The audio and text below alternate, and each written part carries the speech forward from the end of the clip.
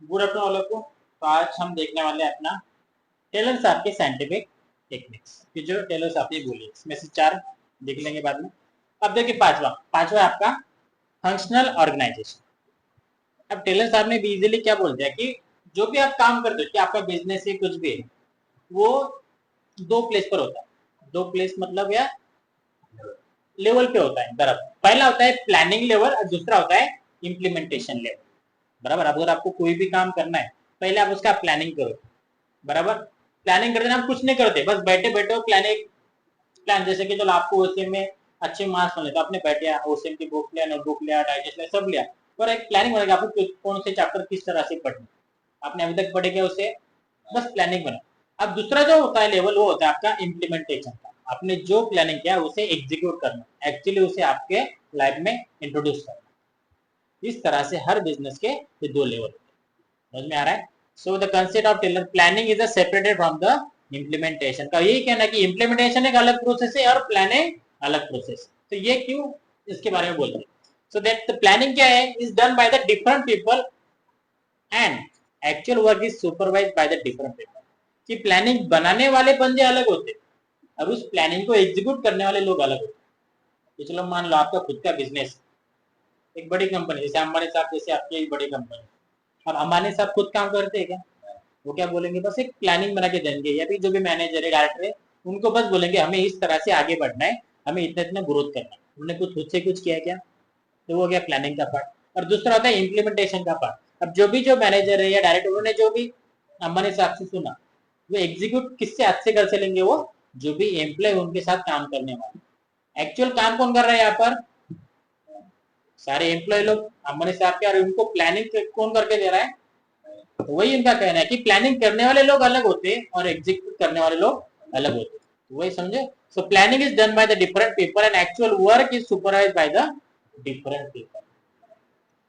Thus the every worker will supervised by the two differences। और जो हर जो बंदा होता है काम करने वाला वो दूसरे दो लोग ऑब्जर्व करते हैं। एक इम्प्लीमेंटेशन के ऊपर होता है इसे वो। अब इसमें देखा था टोटल इनका कहना है कि recommended the total 8 foreman to the control the various aspects of the production and there are. इनका कहना है कि जो भी चीज आप प्रोडक्शन करने वाले हो उसको 8 लोग ऑब्जर्व करते हैं। 8 लोग प्लानिंग लेवल पे एंड इम्प्लीमेंटेशन लेवल। अब वो कौन कौन देखते? पहला हम प्लानिंग लेवल पे देखते हैं कि कौन उसे ऑब्जर्व करता है।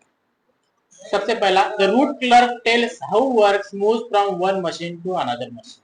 कि सबसे लास्ट लेवल का काम करने वाले एम्प्लॉय, बराबर, वो एम्प्लॉय दूसरे एम्प्लॉय बोल सकता है कि किस तरह से काम हो रहा है, वो एक्चुअल वो कर रहा है। देन दूसरा बंदा instruction clerk record instruction to complete the work. एक बोलेगा, जिसने बोला वो हो गया इंस्ट्रक्टर देने वाला और कोई भी सुन रहा है, इसने जो बोला वही वो काम करेगा। दूसरा तीसरा time and cost clerk determines time in which work should be completed and work out the cost. और तीसरा होगा जो तय करके ये टाइम ये पूरा जो काम है आपको कितने घंटों में करना है या कितने दिनों में करना है, वो टारगेट देने वाला बंदा और उस टारगेट को कंप्लीट करके वो लेगा आपसे। और चौथा discipline ensure that the workers are working as per factory rule. सारे लोग काम कर रहे हैं उस रूल से करेंगे। ये बस देखने वाले। देखो पहला एक्चुअल काम करने वाला वर्कर है, दूसरा वर्कर को सुपरवाइज करने वाला सुपरवाइजर है, दूसरा तीसरा उनका मैनेजर है ये सारे वर्कर काम कर रहे हैं नहीं कर रहे, सारे सुपरवाइजर उनकी तरफ ध्यान दे रहे हैं ये लोग, बराबर। और चौथा जो आपका एचआर हो सकता है कि ये सारे वर्कर से वो रूल के हिसाब से काम करें, सारे डेली काम पर आते कि नहीं आते, काम करते कि नहीं करते, टारगेट पूरा हो रहा है कि नहीं हो रहा। तो ये 4 लेवल पर ये लोग देखते हैं एज ए प्लानिंग लेवल। उनका काम क्या है, बस ऑब्जर्व कर, ये सब ऑब्जर्व करें। अब दूसरा है इम्प्लीमेंटेशन लेवल में, उसमें the gang boss actually gets the work done. मतलब जो मेन एम्प्लॉय होते हैं जो पूरा काम करते है ना, वो एम्प्लॉय। दूसरा speed boss ensure that the work is completed in specified time.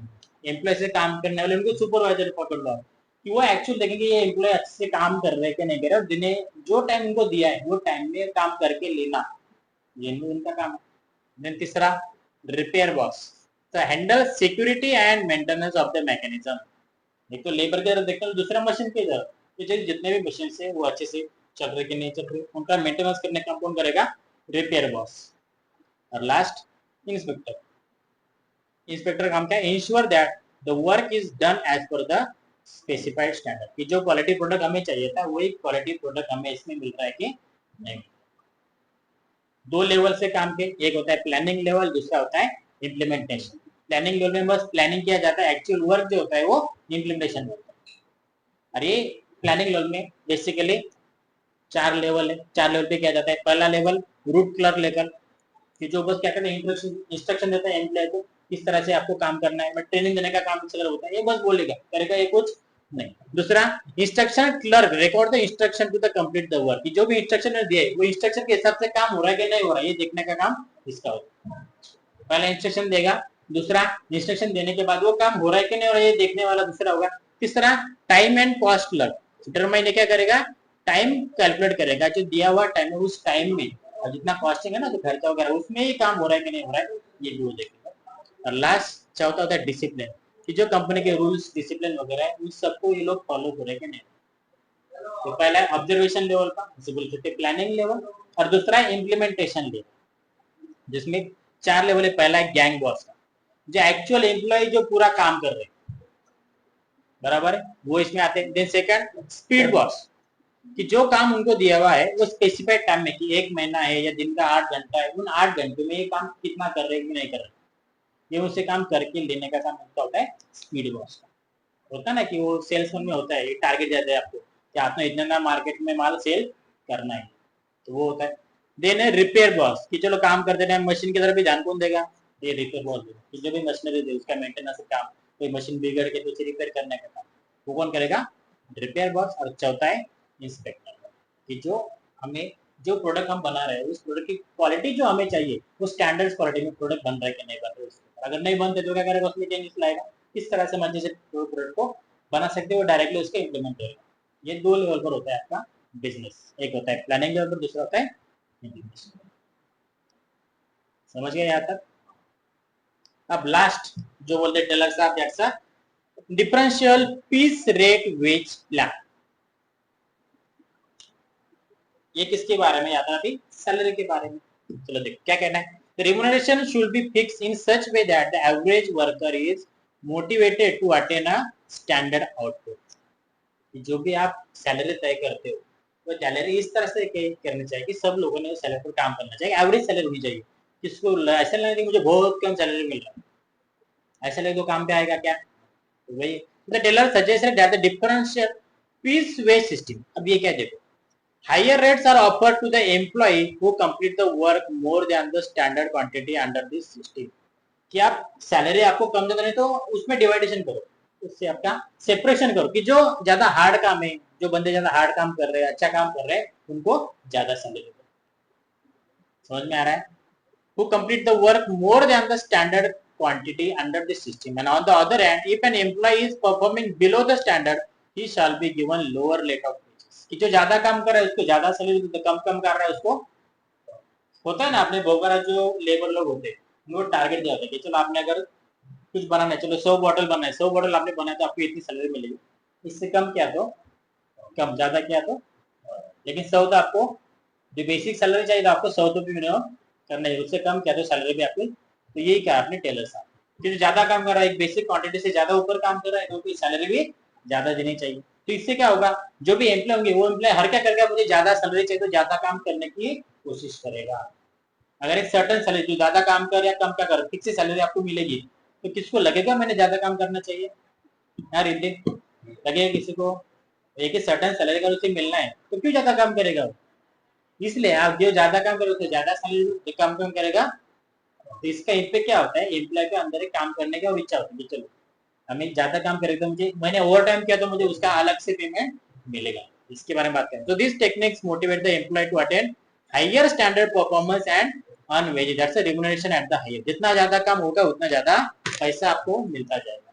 तो ये कहना है टेलर साहब। तो ये एक साइंटिफिक टेक्निक्स उन्होंने दी है दुनिया के सामने, इसका अगर हम अच्छे से यूज करेंगे तो आपका जो बिजनेस है, जो भी ऑर्गेनाइजेशन है, उसका प्लानिंग और अच्छे से हो पाएगा, दैट्स साइंटिफिक मैनेजमेंट। बराबर। तो यहाँ पर आपका ये चैप्टर खत्म हो जाए। फिर से एक बार देखते हैं इनके साइंटिफिक टेक्निक्स, एक स्टार्ट फर्स्ट से लेकर 6 तक किस तरह से शॉर्ट में देखते हैं। दोनों तो हमने देख लिए, फर्स्ट से लेकर 4 देखते हैं क्या क्या बोला है उन्होंने। Scientific techniques for the scientific manage given by the Taylor.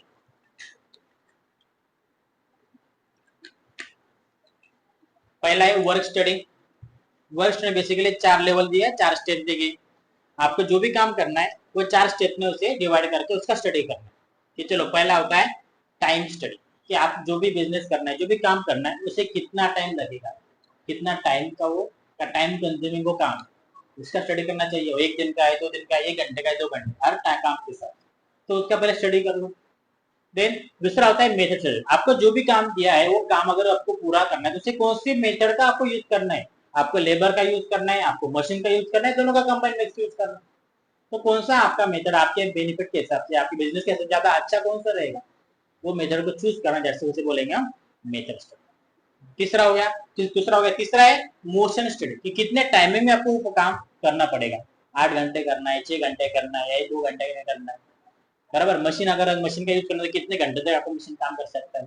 Labour का काम करना है, कौन से शिफ्ट में काम करना है, डे में शिफ्ट करना है, नाइट में करना है, ये पूरा चीजों का उस टाइमिंग का स्टडी करना, that's a motion study. Movement जो होता है मशीन का भी लेबर का, तो किसमें होगा, मोशन स्टडी का।